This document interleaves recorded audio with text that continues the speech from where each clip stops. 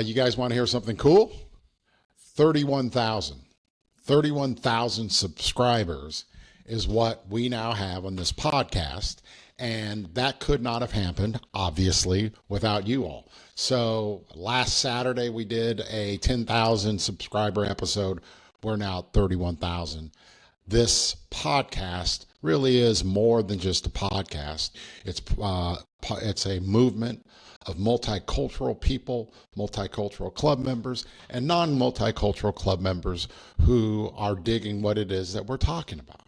Because when it's said and done, this advocacy on behalf of the multicultural community and multicultural club members really is nothing more than me pointing out that this is a way forward that involves, I think, a great deal of acceptance, a great deal of success, and meaning. And that can be more than just multicultural club members. So thank you, 31,000 times. Thank you. On a related vein, although this may cause some conflict, I'm sure, I spent Friday for an hour talking with a subscriber who was bothered by my Colin Allred piece, in which I said, we as a community have the ability to elect a senator from Texas who is multicultural. And this subscriber took issue with it, which people did when I said I'm voting for Kamala Harris just because she's multicultural. That's fine, and I get it. But she asked me a question, and I found it humorous. She said, so then is it okay for a white person to vote for Donald Trump just because he's white? Is that okay? And I looked at her and said, 100%. It's 100% okay. You can vote for who it is you believe that is going to best serve you. And if you're Caucasian, I understand why you would vote for Donald Trump if that was your sole basis. People vote based upon what they perceive their interests are. It's animalistic. It's just true. People vote for people who are like them, and they certainly vote for people who are going to, they believe, represent their interests most. Now, in the context of Donald Trump, as I've said before, I just think I think there are clear threats to democracy that he poses. Other people may not, but there's a chunk of Caucasian voters who are voting for Donald Trump because he's Caucasian. And that's okay. That's okay. It doesn't make you a racist. If you are a Caucasian person and you're voting for Donald Trump because you think because he is Caucasian, and B, you think he's going to represent Caucasian interests best, that's okay to vote for that person. It doesn't make you a racist. It doesn't make you discriminatory. It makes you human. There's nothing wrong with that. Nothing wrong with that. Half of my family's Caucasian, and of that group, I think 2/3 of them are voting for Donald Trump. One of my favorite nephews in the world, he is as adamant a Donald Trump proponent as there is. He is. I love him to death. But here, let me be clear also, he's a gun advocate. He says things that are very extreme, in my opinion. But what he is not is a racist. What he is not is discriminatory. He is not. He literally has African American friends. Part of his family's African American.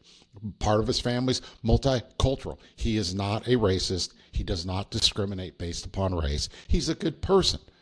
I said to him, as I've said to other Caucasian friends, it's okay to vote for Donald Trump because he's white.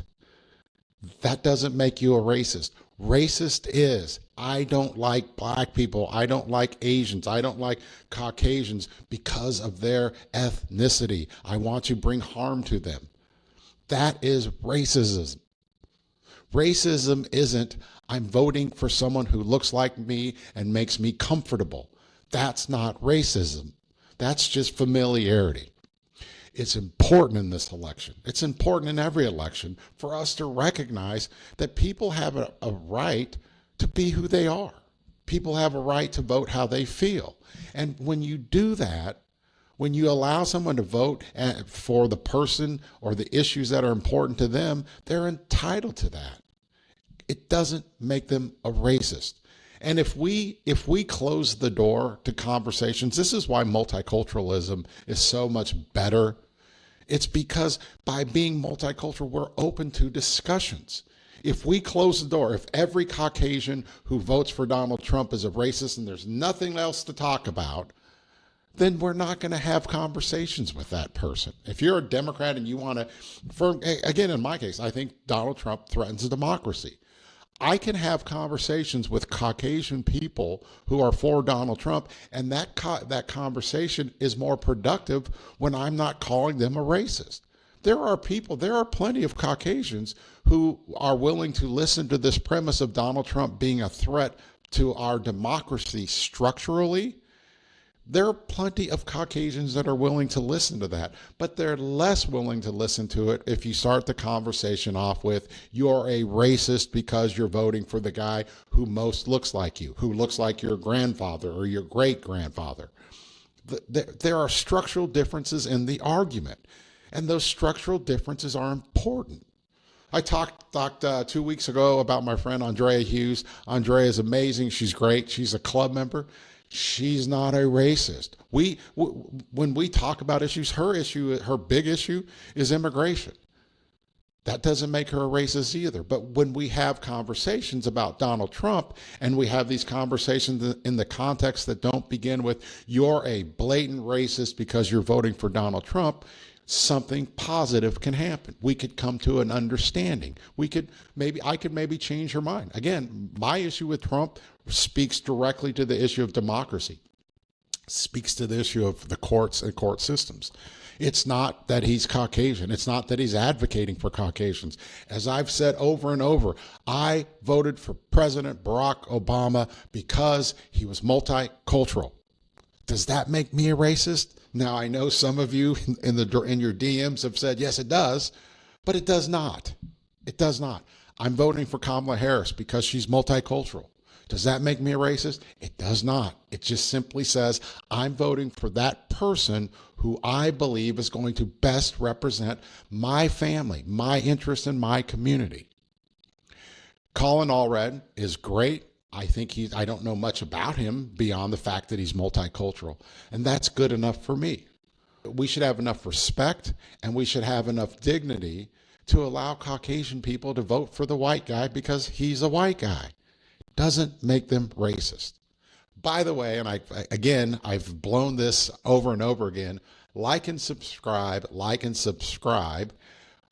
This election is coming up. Vote what's in your heart, vote your interest, and that's okay. And for those of you who want to take issue with someone because of their vote, try to listen to that person. What are they saying substantively? Not just, are you a racist, or are you against black people, or are you against white people? Maybe you guys have a lot of commonality, and if you discuss something without calling someone a racist, or without calling them a fascist, if you discuss just the facts, you might be able to figure some stuff out. I'm Michael Fletcher. This is the Fletch Cast. And as I love to say, thank you. I said we're going to 50,000 by the end of the month. We may be at 50,000 subscribers by the middle of the month. So thank you.